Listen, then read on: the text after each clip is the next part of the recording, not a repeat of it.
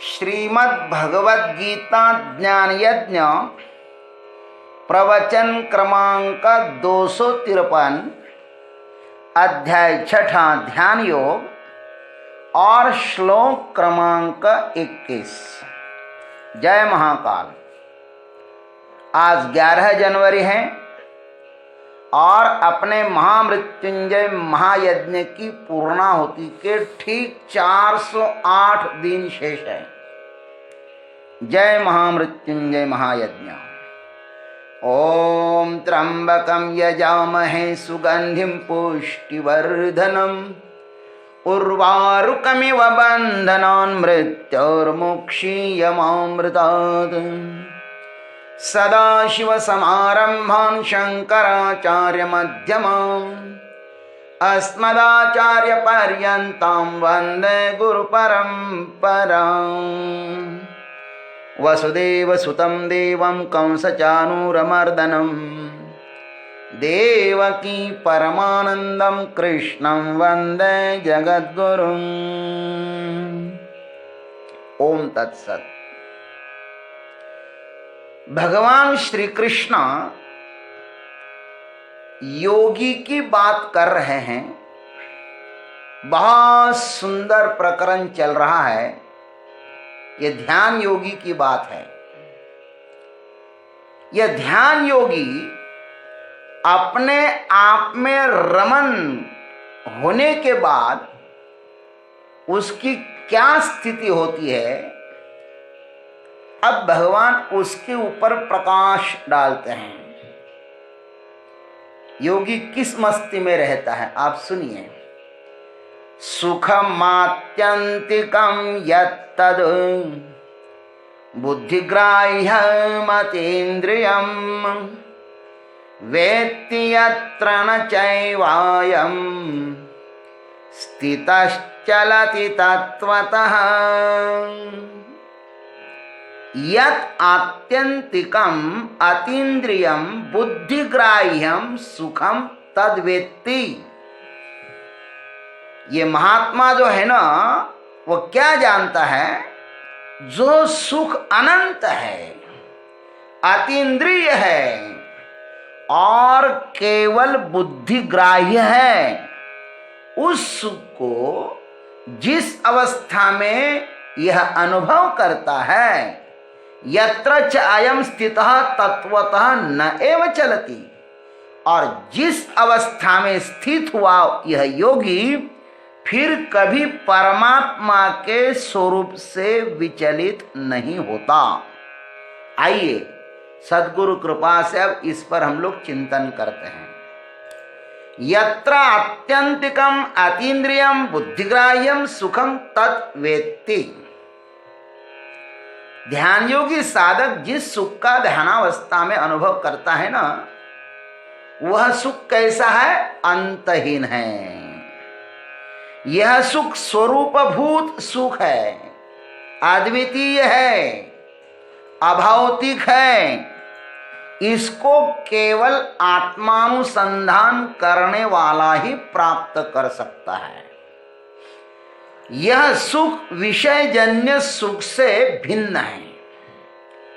देश काल वस्तु परिच्छिन्न यह नहीं है, वृत्तिजन्य भी यह नहीं है। यह स्वभावगत सुख है। यह आत्म तत्व का स्वभाव ही है। इसमें प्रवेश तो है किंतु निर्गमन नहीं है। इसमें प्रवेश द्वार तो है लेकिन निकास द्वार नहीं है। इंद्रियजन्य सुख यहां पर लुप्त हो जाते हैं, अंधे हो जाते हैं। जैसे सूर्य की ओर देखने के बाद आंखों में कुछ समय के लिए अंधेरा छा जाता है, ठीक वैसे ही आत्मदर्शन के बाद कुछ ऐसी ही स्थिति हो जाती है। इंद्रियों में अंधेरा छा जाता है, इंद्रियां मौन हो जाते हैं। उस आत्म सुख को इंद्रियां सहन नहीं कर पाती हैं, इसलिए शांत हो जाती है। वह सुख कैसा है? अतीन्द्रियम। यह सुख इंद्रिय ग्राह्य नहीं है, इसलिए इंद्रिया वहां पे मौन हो जाती है। हम इंद्रिय जन्य सुखों से परिचित हैं, हमें पता है सुखों का, लेकिन इंद्रिय जन्य सुखों का यही हमारा अनुभव है। इसके अतिरिक्त जो कुछ भी है उससे हम अनभिज्ञ हैं। और इंद्रिया तो सीमित है ना। आंख के सुख को कान नहीं सुन सकता, कान के सुख को नाक नहीं सूंघ सकता। इंद्रिय जन्य सुख क्षुद्र है। इंद्रियों के बिना ही इस आत्म सुख की अनुभूति हो जाती है। ध्यानावस्था में जब इंद्रिया निश्चष्ट रहती है, लेकिन मैं मात्र सुखी रहता हूं, इंद्रियों की अनुभूति अति सीमित होती है। मैं जिस सुख का अनुभव करता हूं ना, वह सुख कैसा है? असीम है, सीमा रहित है।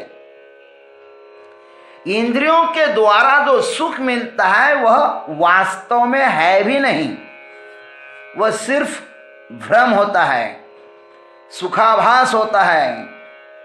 इंद्रियजन्य सुख वस्तुतंत्र नहीं होता, वह अध्यारोपित सुख होता है। रसगुल्ले में सुख होता तो सबको एक जैसा लगता ना, किंतु एक को प्रिय है तो दूसरों के वह अप्रिय भी होता है। दूसरा उसको पसंद नहीं भी करता है। अतः वह सुख वास्तविक नहीं है, भ्रामक है, वस्तुजन्य नहीं है, भोक्तृजन्य है। इंद्रिया बहिर्गामी होती है, अतः संसार को जान सकती है, अंतर्यामी को नहीं। अंतर्यामी इंद्रियातीत है, इसलिए अंतर्यामी का सुख भी कैसा है? अतीन्द्रिय ही है, ऐसा भगवान कहते हैं। भगवान कहते बुद्धिग्राह्यम सुखम तत्वेत्ति दृश्यते त्वग्रया बुद्ध्या सूक्ष्मया सूक्ष्मदर्शिभिः। बुद्धि से इसलिए ग्राह्य है कि बुद्धि जब निर्मल स्वच्छ हो जाती है ना, तब उसमें आत्म सुख का प्रतिबिंब दिखाई देता है। समस्त इंद्रियों में बुद्धि वृत्ति आत्मा के अति निकट होती है। हमारा समस्त व्यावहारिक पारमार्थिक ज्ञान बुद्धि वृत्ति से ही संचालित होता है। बुद्धि सांसारिक वस्तुओं को और भावनाओं को अच्छी तरह जानती है, क्योंकि वे सब पांच भौतिक है, अतः वे सब बुद्धि से ज्ञेय है। सांसारिक विषयों को जानने के लिए ज्यादा बुद्धि की जरूरत भी नहीं होती। हम अपनी बुद्धि का बहुत कम उपयोग करते हैं। हमारे पास जो बुद्धि है ना, 100% बुद्धि है हमारे पास, किंतु हम उपयोग में बहुत ही कम लाते हैं। कहते हैं कि बड़े से बड़ा वैज्ञानिक भी अपनी बुद्धि का सिर्फ और सिर्फ 10% ही उपयोग करता है। 90% बुद्धि सोई हुई रहती है। जब वैज्ञानिक व्यक्ति 10% उपयोग करता है अपनी बुद्धि का, तो जो ये व्यापारी है, सर्वेंट है, किसान है, ये अपने बुद्धि का कितना उपयोग करते होंगे? हम बुद्धि का बहुत ही कम उपयोग करते हैं। हमारा समस्त व्यवहार हम आंखें बंद करके सिर्फ आदतवश करते हैं, दूसरों को देखकर ही करते हैं। एक बार दूसरों से सीख लेते हैं तो फिर समस्त जीवन वही चलता रहता है। किंतु जो ध्यान योगी साधक होता है ना, वह अपने बुद्धि का 100% उपयोग करता है। बुद्धि जो कुछ जानती है उसको वह इनकार कर देता है। मैं हाथ नहीं हूं, मैं ये शरीर नहीं हूं, यह मन भी मैं नहीं हूं, मैं चित्त भी नहीं हूं, मैं यह बुद्धि भी नहीं हूं। महाराज, बुद्धि के द्वारा जो कुछ भी जाना जाएगा वह कहता है यह मैं नहीं हूं।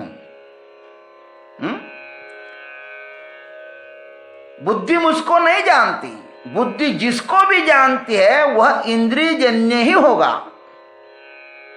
और वह किसी ना किसी का जाना हुआ ही होगा। अतः इंद्रिय जन्य ज्ञान जो है ना सो बासा है। बासा माने किसी ना किसी ने उसको भोगा हुआ है। यह जो आत्म सुख है ना वह मात्र नित्य नूतन है। बुद्धि इसको नहीं जान सकती, किंतु बुद्धिरूप पुष्प 100% खिल उठता है, तब उसमें यह आत्म सुख प्रकट हो जाता है। जैसे कोई स्वच्छ पानी से भरा हुआ बर्तन हो ना और उसमें पौर्णिमा के चंद्र का प्रतिबिंब प्रकट हो जाता है, और पानी क्या करता है, उस बिंब को पूर्णतः अपने में प्रकट कर देता है। ठीक वैसे ही परमात्मा का जो सुख है ना वो बुद्धि में उतर आता है और समस्त बुद्धि को अपने प्रकाश से आनंद से भर देता है। इस प्रकार के शुद्ध सात्विक आत्म सुख का यह साधक साक्षात्कार करता है, भगवान ये कहना चाहते हैं। और एक बार जब वो साक्षात्कार कर लेता है, यत्र च अयम स्थितः तत्वतः न एव चलति। साधक जब इस परमोच्च अवस्था में स्थित हो जाता है तब वह अपने इस वास्तविक स्वरूप से विचलित नहीं होता। संसार का कोई भी आकर्षण उसको अपनी ओर खींच नहीं सकता। यह संसार की सीमा पर पार कर गया है। पृथ्वी का गुरुत्वाकर्षण तब तक अपनी ओर खींचता है महाराज वस्तु को जब तक वह वस्तु उसकी सीमा में है। पृथ्वी की हद कोई वस्तु पार कर लेती है तब वह अंतरिक्ष में विहार करने लगती है। वैसे ही यह साधक इंद्रियों की समस्त सीमाएं जब पार कर लेता है ना तब अपनी मस्ती में मस्त हो जाता है। तब उसे उस चिदाकाश से कोई भी विचलित नहीं कर सकता। वह पूर्णतः अपने आप में तृप्त होता है, संतुष्ट होता है। उसका संतोष ही उसकी अविचलता का परिचायक है। वह वहां पे निश्चल हो जाता है। यही इस ध्यान योगी को परम सुख प्राप्त होता है। अपने आत्म स्वरूप में वह मस्त हो जाता है। उसकी यात्रा अब पूरी हो जाती है। ओम तत्सत। जय गुरुदेव, जय जगदीश्वर, जय जय महाकाल।